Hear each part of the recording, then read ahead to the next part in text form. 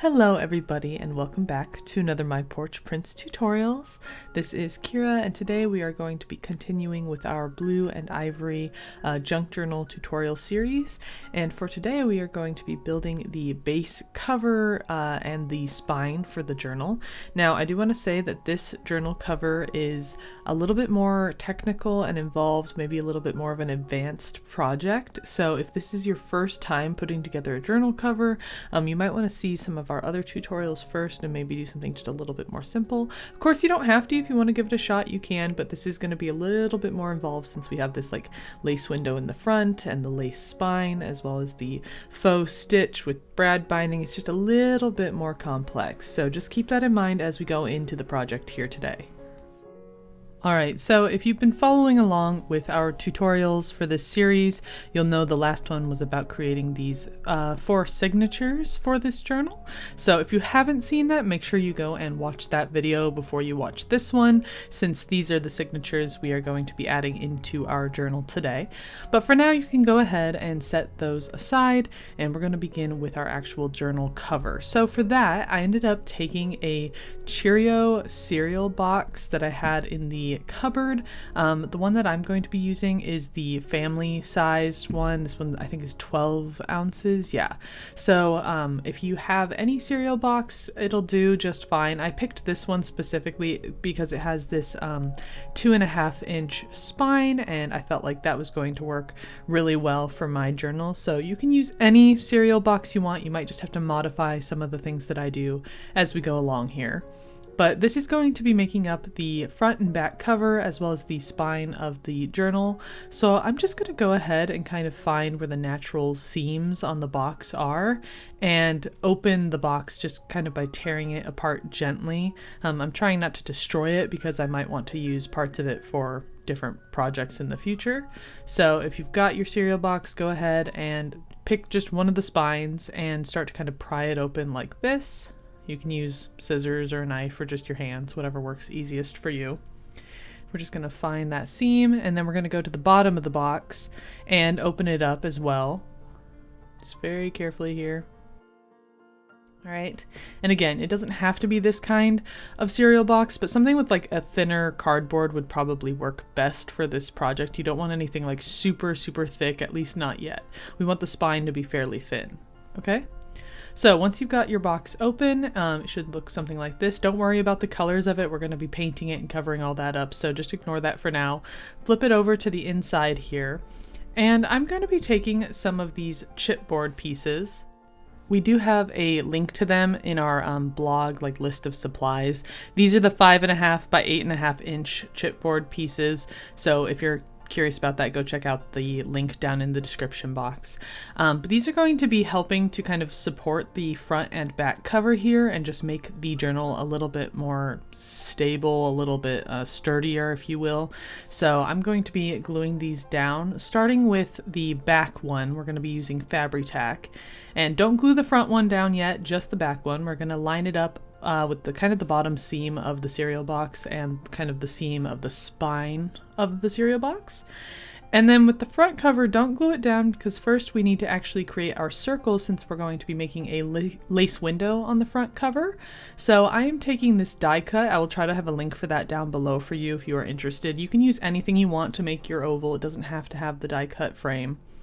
And I'm just going to trace that out and use a hole punch to kind of get me started. I tried to cut it out with scissors, but that ended up being a huge pain, so I ended up swapping over to an X-Acto knife and just kind of carefully cutting it out. Take your time with this. It does take a little while because the chipboard is much thicker, so you know, just have some patience with it and carefully work with it here until you get that circle shape cut out.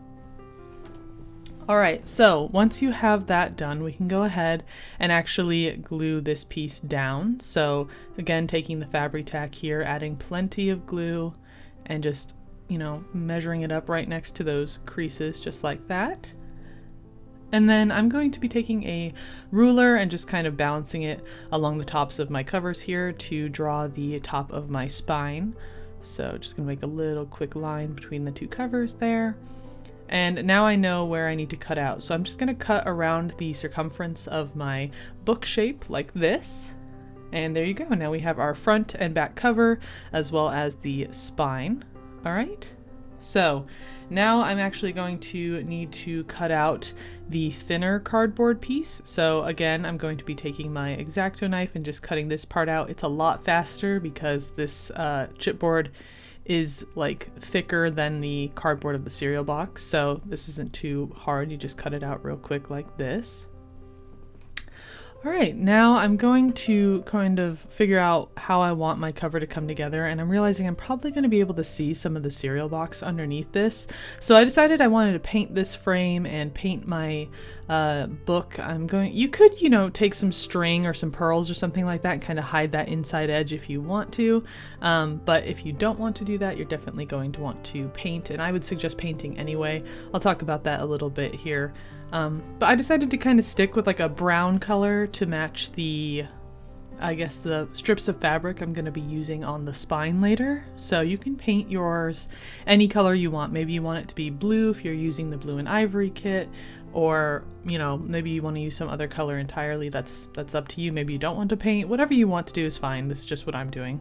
So once I get a color that kind of is close to what I was thinking, I'm going to just paint around the edge of my circle here. And at first I was thinking I'm just going to paint where I might see some of the cereal box and then paint my die cut, and that's all I'll need because I'm covering the rest with fabric. Well, what I didn't account for was that my fabric actually ended up being kind of see-through, and so I actually had to end up painting the entirety of the box. So I would actually recommend, if you're painting right now, just go ahead and mix up plenty of paint and paint the entire cover of the cereal box.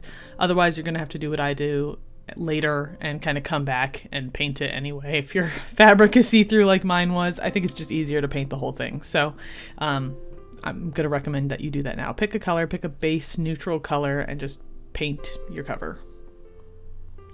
All right, now that the paint is dry here, I'm going to start working on my spine. So this is that ribbon I was talking about here, just kind of like a thin woven ribbon, and we got this from walmart.com.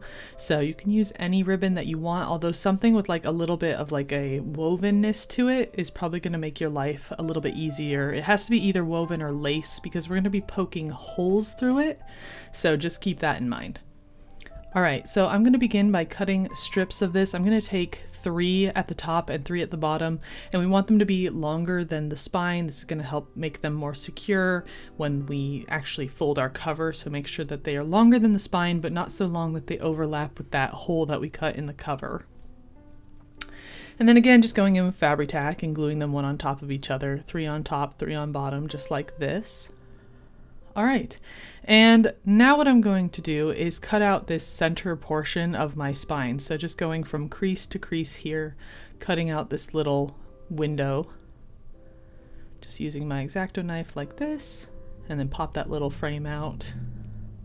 There we go. That's going to be the space for our lace window on the spine. And again, you can see I'm painting here. Definitely paint around this area because you'll be able to see the edges just a little bit. So make sure you coat that pretty well. All right, and now what we're gonna do is do some sewing. So I'm gonna sew in between these strips, but it's really important that when you do that, that you stay on the thin piece of cardboard on the spine. You don't wanna hit the chipboard covers because you might actually crack your, break the needle of your sewing machine. So you don't have to do this sewing, it's just a little decorative detail, but if you want to, you'll just wanna be mindful of that. So also keep in mind that the cardboard is thicker than paper or fabric, so you need to push it through. If you don't, you'll get it stuck in one place and it'll kind of continue to sew in that one area. So you need to kind of give it a little force and push it through the machine. All right, so now you can kind of see what that's kind of looking like here. Gave it a little bit of a zigzag stitch just in between the strips of fabric, just for a little bit of detailing. And next, what we're going to be working with is making our guide for our stitches we're going to do. So I am terrible at measuring, but I'm going to give it my best shot here. I'm going to kind of measure out the length and width of my spine. Whatever that is for you, just go ahead and measure. Maybe your spine's a little different depending on the cardboard or the cereal box you used. And once you you get a piece that matches your spine. This can be paper or cardstock. I would actually recommend using paper. I think I ended up using cardstock and it just made folding it a bit of a pain here, but we're gonna give it our best shot again anyway. So I'm going to take that strip from our spine and just fold it in half just like this. All right. Just folding it right down the middle and try to get this as accurate as possible. If it's a little off, it'll kind of exponentially continue to get off as we fold here. So try to keep things relatively aligned if you can.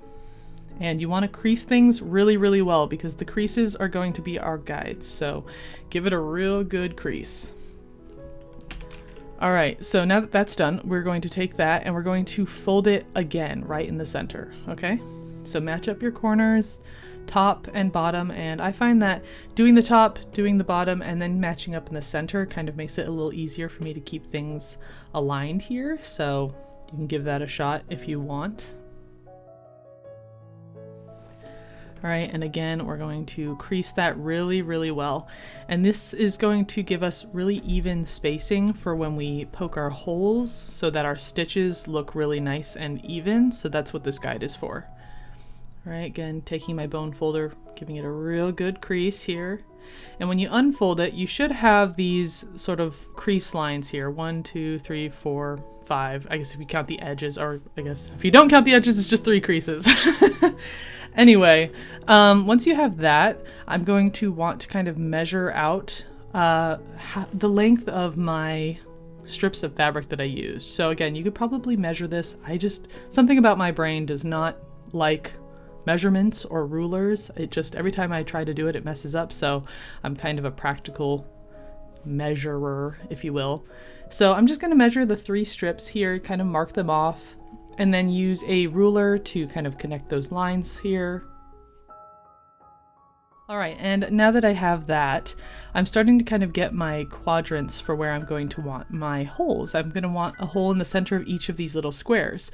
So to make sure that I get them centered, I'm going to take the edge of my paper and fold it into that very first crease here, just like this. Again, give it a real good crease, just like so. And then we're going to take the top of the paper and we're going to fold it down to that first line that we drew. Okay, just like this. And you can see in those 4 squares, if you will, those 4 quadrants, we now have a crosshair with those creases. And that's going to be the exact center of that square. So we're going to go ahead and draw a little dot, and that's going to be the dot that we like poke out when we're poking holes in our spine. All right, so I'm going to continue to fold, just kind of crease that first line of squares back, grab the edge, and fold it into our second vertical crease, just like this. Again, we're just creating more of those crosshairs in our squares. So fold that second dark line down to our, I guess to the first dark line. It's kind of hard to explain what I'm doing here, but you can kind of see we're folding one dark line down to the next, just like this. And that's going to give us, again, those crosshairs where we're going to draw our little dot right in the center of them. So again, this is just helping keep things even. At the very end of this, I will take some measurements and show you guys in case they help you at all. But if you have a brain that doesn't like measurements like mine, this is a really practical way to kind of get all of your, dots lined up evenly for the spine for stitching.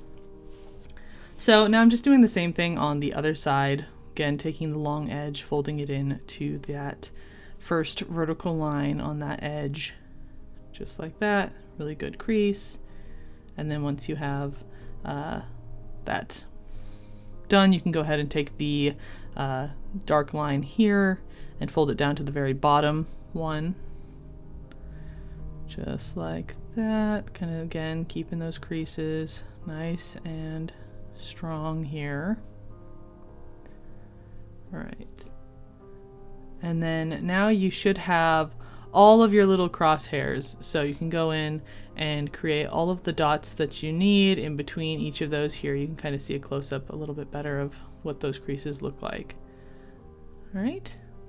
So just take a pen and go ahead and draw all of those little dots that you need, just like that. And here are those measurements in case this helps anyone anywhere. I don't know if it will. Something about measurements at my brain. I did try multiple times, and every time they ended up coming out kind of wonky. This is the only way that all of my dots ended up straight. So I don't know what it is. Me and measurements and math are just we're not good friends. I'm a practical person. So hopefully that wasn't too confusing, but do whatever you need to do to get 3 lines of 4 straight dots. All right, so once you have that, we're going to line it up with our spine and clip it on just like this, all right? And once you get it nice and lined up within the spine, we're going to be poking some holes in it. And again, this is why I mentioned that the fabric should probably be woven or lacy or something like that. It'll just make sure that the hole punches are a little bit cleaner. And for that, I'm going to be using an awl. I did do some experimenting with a hole punch, a crocodile punch, and it was just way too messy. It didn't work very well. So I would recommend either an awl or a needle. This one comes from our bookbinding kit. So if you're curious about that, again, we will have that linked down below. If you are looking for something like this, it's very handy. And we're just going to take it and start punching out all of those little holes that we made. So just go ahead and poke right through the fabric and the cardboard here. Just take your time, each of these little holes. All right, and once that's done, we're actually going to take the whole piece. This is kind of what it looks like on the back, just in case you are interested here. And I'm going to remove those clips and just flip it upside down, since it should be the same measurements on both sides. And we're going to repeat the process. Okay, so clip it down and then poke all of those holes out, again with the awl. And something to keep note of is you kind of want to line up these lines with the creases of your fabric strips, if that makes sense. With one of mine, I kind of got a little off, so it wasn't so straight. You can see these are kind of in the center versus, you know, a couple of them are a little bit more towards the edge because I didn't line things up perfectly. So you kind of want to try to get them in the center of your strips. It'll just make things look a little bit cleaner with your stitch. So for this one, I'm actually going to re-punch the holes. And because of the way that the fabric is woven and we're going from the front to the back, you really can't see any difference. So I've got the holes are a little more aligned here, but on this side you can't tell that I punched new holes, so it works out just fine. All right, now we can start with our faux cross stitch here. So I'm going to be taking a thicker needle and some of this thread that I have. I don't know if this is thread, is it yarn? I'm not sure. It came out of a box of threads that my grandmother used to have. And I'm going to be doing 6.5 feet, which was actually a little bit much, but I would rather have a little too much than a little too less. So I would say probably no less than 6 feet. Try to have at least 6 feet if you can. And we're going to be threading our thread through our needle here. I'm using a blue one to kind of match the cover fabric that I'll be using. And we're just going to pull the ends until they are even with one another. So just 2 even strings here. And this is going to make our stitches just a little bit thicker and a little more noticeable. And we're going to be starting from the back. So we're starting with this top left hole here, going from the inside of the journal to the outside. And it's really important that you go from the inside to the outside or your stitch will look entirely wrong. So start with that and pull it through until you have just a little bit of a tail remaining here. And we're going to kind of pull that over to the side, and I'm going to be using one of those bulldog clips to just kind of clip it in place so we don't accidentally pull it through. We're going to need this for tying our stitch off at the end. All right, so next we're going through this hole here, going from the front to the back, just like this. And I am going to show you this stitch step by step, so feel free to skip ahead if you don't care. You don't have to do the faux stitch necessarily. It's just kind of decorative and fun for the journal. All right, so now that we've got our first little stitch made, we're going to be going through again from the inside to the outside, going through this left hole over here. All right, so go ahead and make your next little stitch here. And some of you might be wondering, why a faux stitch? Why not use this to actually sew your pages in? Well, we're actually going to be using the brad binding method here.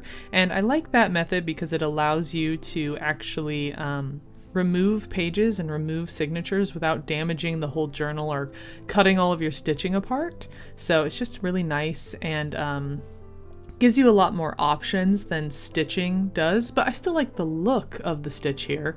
So if you do want to do stitching in a way that like stitches your pages in, I will link a video for that down below if you're interested. I thought about doing it originally, but I realized that it takes, I think the video is like 45 minutes long just for the stitch. So I was like, oh, I'm not doing that. I'm gonna save myself some time here and just kind of fake it. So I still get the pretty look without the difficulty, or, you know, I'm still able to brad bind, so I can kind of pull my signatures out and work with them, and that's just kind of a big plus for me. So that's why, if anybody's wondering why didn't I actually stitch my pages in, I'm lazy. That's the answer. So here we go. We're going to keep going here. We made our first stitch and we're just kind of continuing along here. You can see I kind of had to figure this out myself. I was too lazy to watch the original video, so I just kind of finagled and guessed and drew like a diagram for myself on how to stitch this in a way that still made everything look clean and neat. And my goal was to end up with the two ends right next to each other, so that I could tie it off and still have it look fairly clean and pretty. So I think I managed to do that successfully with this stitch. You can decide for yourself what you think when it's all said and done. But it goes pretty quick once you kind of have, you know, the sense of where you're stitching. So if you're just following along here, just kind of watch, you know, where I'm going with my needle, which hole from which direction, and just copy me step by step, and it should go pretty quick for you. So the only thing I sometimes struggled with was finding the hole in the front. Had to poke around a little bit, but eventually I got it. So there we go. And for some of them, you can see we are going back through the same hole twice. Again, this just kind of keeps things neat and organized here. And this is a reason why when you're poking your holes with your awl, you're going to want to make sure that you make them a little bit maybe wider. You don't want them super small because we're going to be, you know, poking through them a couple times here. All right, and now we are all the way to our second row of stitches, and you can see this is why we did so much work with our measurements on where to put the holes. This just makes sure that these stitches, like the X's, are all very even and symmetrical, so it has a very nice clean look to it. Everything stays nice and even and looks very purposeful here. See? All right, so continuing on with our stitch, and again, this is why it's so important to go from the inside out when starting. Otherwise you'll have, I ended up calling this stitch the dancing man because it kind of looks like a guy with like his hands in the air and 2 feet, and that's what I thought of anyway, like a little dancing robot or something. So you don't want that on the outside of your journal. That's, at least unless you do. If you do, then go for it. But well, today we're sticking with the cross stitch. So again, that's the reason why we want to start on the inside and go out, because the stitches look different on either side. All right, and now we are on to our final little X here. So I'm gonna go ahead and finish up that stitch, coming through this bottom left hole here, just like that. Again, poking around, trying to find where it is. All right. And then because I wanted, again, the tie off to be on the inside, we're actually going to go over to the hole on the right here, just like so, and then come back through this sort of middle hole on the left. And that is going to be the final stitch here. Again, I'm missing entirely, even though we already had the hole pre-poked. There we go. All right, pull that through. And if any of these are kind of twisted, you can always twist your thread as you go to try to keep them looking a little bit straighter. But once you're done, you can see here I did have a lot of extra thread. That's why I'm saying you probably don't need that extra half a foot or whatever. But you can save that thread. We'll be using it later on the cover. And then we're going to take the two ends that we have here, and you can see they're lined right up next to each other, so it's real easy to tie them together like so. Create a nice little clean knot. And that finishes the dancing robot. All right, so that's what it looks like on the inside, and this is what it looks like on the outside. Okay, so we're gonna go ahead and do the same thing to the bottom portion of our spine here. So just flip it upside down and do that exact same stitch, right? Same way. And when you're done, it should look something like this on the inside and something like this on the outside. And now you can see we are kind of starting to get the semblance of what the final spine will look like here. Nice and organized, nice and pretty, very detailed, very good. All right, before we continue with the rest of the spine, we are going to start moving on to the cover here.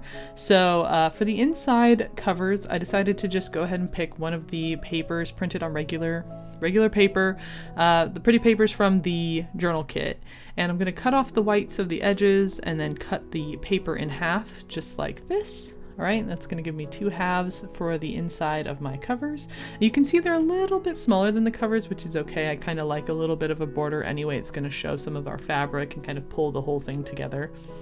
So with these pieces here, I'm gonna start with the cover and I'm gonna line it up as close as I can with the spine and kind of try to get everything sort of equally centered. So I have even space top and bottom. And again, we're going to take some bulldog clips and just clip that piece of paper in like this. And then I'm going to flip the whole thing over and trace this oval, okay? So just get a pencil and just real roughly here, just trace that shape out, okay? And then we're going to be cutting this out. Again, I used an X-Acto knife. I think it's easier. Feel free to use scissors or whatever you want to use for this. Take my time here. And once that's cut out, we can go ahead and kind of line it back up and you can just make sure that everything is aligned properly. And how that's going to work is we're going to end up putting some lace here and then covering it all up with that inside paper. And it's just going to make it look a lot cleaner and kind of finish off the inside covers. So now that we have those 2 pieces, we can set them aside for later. And we are going to move on to the actual lace. So I'm going to actually start back with the spine here. So I'm taking a long vertical piece to kind of hide that inside spine because you will be able to see it through like in between my signatures. So I wanted something kind of pretty.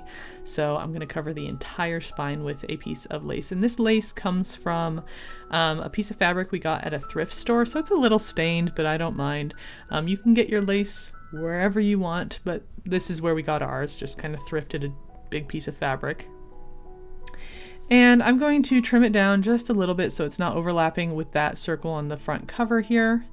And now we can start to glue it. So again, this is really important that you use something like lace for this because we're going to be poking our holes again, like with brads to cement our signatures in our journal. So this piece of fabric here, whatever you're using, needs to be able to have holes poked through it. Okay, so keep that in mind. And now I'm going to add a lot of glue. I'm going to add it all along the edges of the journal, including kind of the edge of my window that I made in the center of the spine. And then I'm going to lay that piece of fabric over it, just giving me plenty of overlap here because we're going to want to pull this piece of fabric taut, okay, very taut, and then clip it down. So each corner you should give it a tug and kind of try to get it as tight as possible, and this is going to keep that window from kind of flopping around. We want it to be solid, so make sure that you pull everything tight, press it down into the glue, and then clip it with some clips. Or if you don't have clips, you might just have to hold portions down and then wait for it to dry, and then pull another portion, glue that down, wait for that to dry. But the clips really do help, so I would recommend investing if you haven't already. And then I'm going to make sure that I press down all of the edges, make sure everything, like as much surface area that is touching the glue as possible. We want it to be nice and stuck. All right. So, and then go ahead and let that dry entirely. Don't mess with it. Leave it alone. It needs to dry completely because, you know, the spine of the journal probably takes the most abuse, so we want it to be very strong. All right. And this is kind of what that window looks like. And you can see here kind of what the spine looks like in between the signatures. A little bit of lace goes a long way. All right, and once that is entirely dry, I'm gonna go ahead and have to pry up some of these pieces. I accidentally got some glue on them, so they kind of glued to the top of my journal. Luckily, it wasn't too hard to remove, but maybe watch out for that if you are also clamping your lace down. And then I'm just going to trim the extra off, and here we go. We've got that lace window in the spine, this sort of see-through portion, which is just kind of got a really neat effect. I like it a lot. I'm pretty happy. I've never done this before. This was just an idea I had, and I wasn't sure if it would work, and I'm really pleased with how it turned out. It does make the spine a little bit flimsier, but I didn't have any problems with my journal falling apart or anything like that. It just, your spine just won't be quite as sturdy, if that makes sense. All right, now we're going to move on to the front cover window portion. Again, just cutting a chunk of lace out, and I'm going to glue it down, pulling all of the edges taut and clamping them. And you can see here's an edge that I couldn't clamp, so I just had to kind of hold it down until it dried a little bit. And then leaving the whole thing to dry entirely, and once it's done, it'll look something like that. Again, a really neat effect here for the cover. All right, so now that we have those lace portions done, we can move on to the fabric for the cover. So because I don't want the fabric to cover the spine, I'm just going to be cutting 2 separate panels, one for each cover, making sure that I leave plenty of kind of like extra fabric around the edge of the journal, because we're going to be like folding it around the cover. So you can see here, here's the journal, and here's one of the panels for the front cover, and it's got plenty of overlay, plenty of extra fabric. And that's also important because we're going to take our paper that we cut that oval out of and use it to trace an oval onto our fabric. So I'm going to clamp this down here, making sure that the paper doesn't move while I'm drawing my oval. And the reason the extra fabric is nice is it allows me to kind of pull and move my fabric cover around the regular cover to kind of get that oval lined up without having to worry about the edges of my fabric running out or something. Like it just have plenty of overlay is what I'm saying. It's very important. All right, so I'm going to cut out that little portion here, and you can kind of see how the cover is going to kind of line up just like this when everything is kind of stacked on top of each other here. And I did decide, because I can kind of see the fabric underneath, I'm going to be using some string later on to kind of hide that. Again, maybe you don't have the framed portion and you just want to use rope, or you just want to use pearls. You don't have to use a die cut. You can use whatever you'd like. Right now we are going to add that fabric tack all over the cover, and we're going to glue our fabric portion just like this. Try to make sure that everything is lined up before it dries entirely. You might have to mess around just a little bit with some stuff.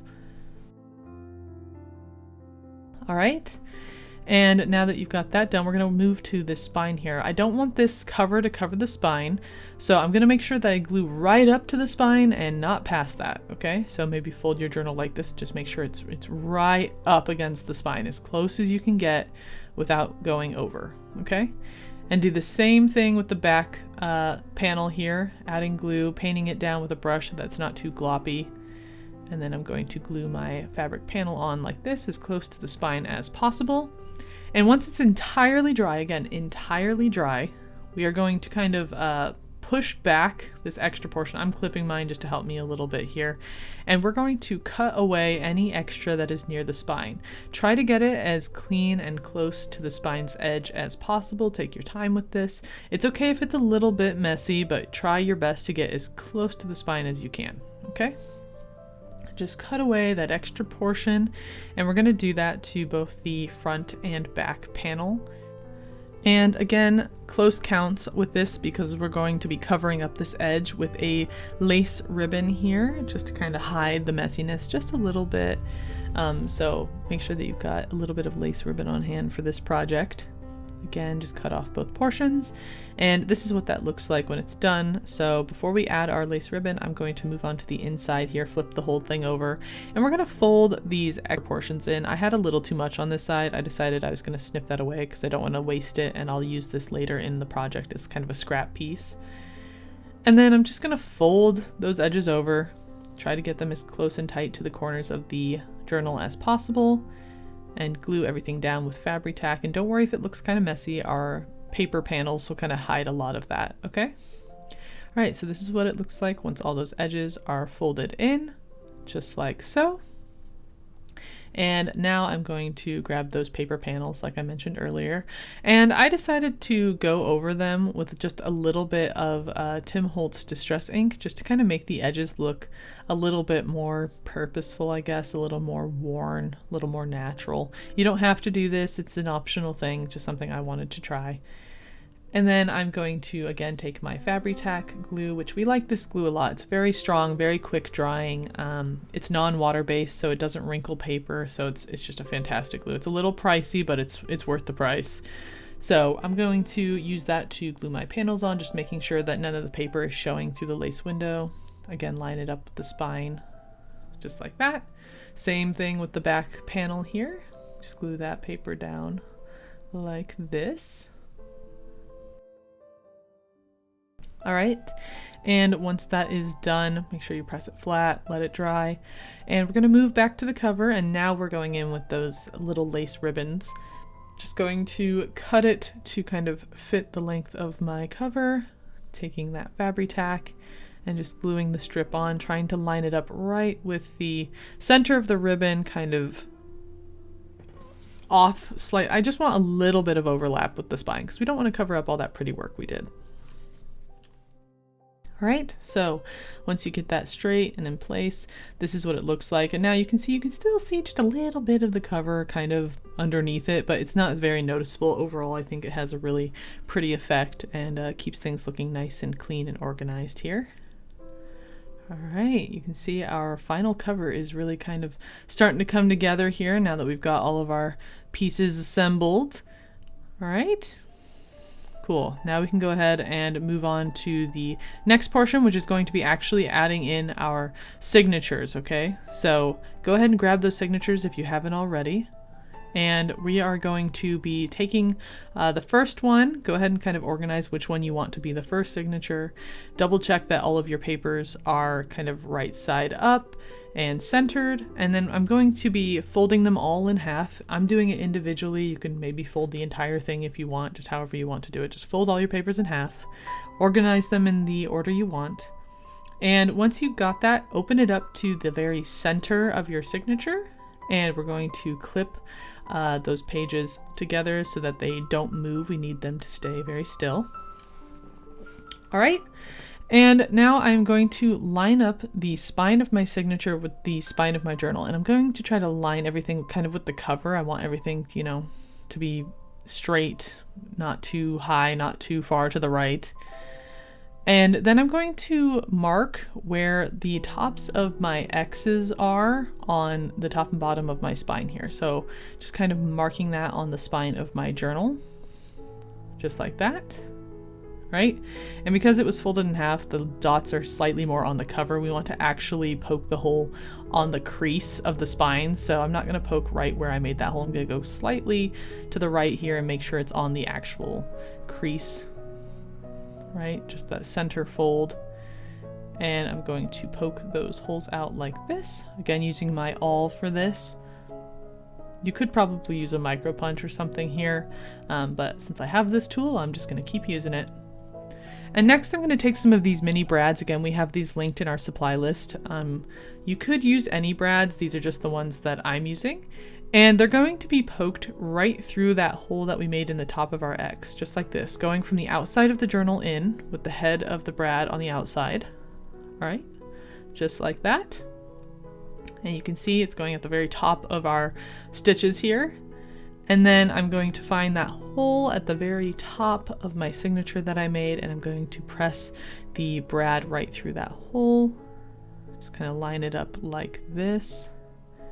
And then we want our the prongs of the brad to be going vertically, not horizontally, so you might have to twist the brad head just a little bit until you get that. And then we can go ahead and take those prongs and flatten them out here. And this is going to be what secures our journal in. And if you haven't seen brad binding before, I have several videos on it. It's a very sturdy method, but it's still very easy to kind of twist those prongs, flatten them again, and pull the whole thing out if you need to. So it's very versatile. But yeah, it's a very sturdy method. We only need two, so we're going to do the same thing on the very bottom. Again, poking the brad through the X, the very top of the X, And then once you've got that done, you can go ahead and smooth out like all of your signatures. I like to go through and crease each individual page so that they're nice and flat. And there you go. All of your pages in your first signature are now attached to your journal via brads in the spine, just like this. Again, very sturdy. I do like to crease them. It does help everything lie flat. And you can kind of see here, you can sort of see the signature through that lace window here. It's got sort of a neat little effect to it. And now we are going to just continue doing that same thing with our other signatures. So find your second signature that you want. Again, make sure everything is right side up and you've got all the papers sort of aligned how you want. And once you fold it in half, you will just flip back to the front cover spine. And this time align your marked holes with the second X here, so the very top of that and the very bottom. And we're just going to continue doing that same process for all 4 of them. And this is kind of what those brads look like on the outside. And this is what the signatures look like on the inside. Now I did notice that I had a lot of lace at the front of my signatures and not at the back. So I am going to add just a couple of pieces here of lace, just sort of glue them in with Fabri-Tac along a couple of edges on the back of the journal. And I think that that looks a little bit more balanced now. So now that I'm happy with that, I do have one extra piece. So I am going to glue that on the inside of the back cover near the spine, just like this, to kind of make that edge again look a little bit more clean and purposeful here. Just like this. All right, and now we can move on to the front cover. So I'm taking my die cut and I'm going to glue that piece on just like this. And then I'm going to be taking some like a string of pearls. I believe I got these from Joann's Fabrics, I think. And I'm going to just glue those in. Standing the journal up, I found had gravity sort of help me put the beads in place a little bit easier. So maybe try that if you're doing this as well. And then I'm going around the inner perimeter of my die cut and I'm just adding a little bit of this sort of woven rope here. It's like thin woven rope. And I'm just going to go around, glue those edges together. And then on the outside of that, I'm going to be gluing down that extra blue thread that I had.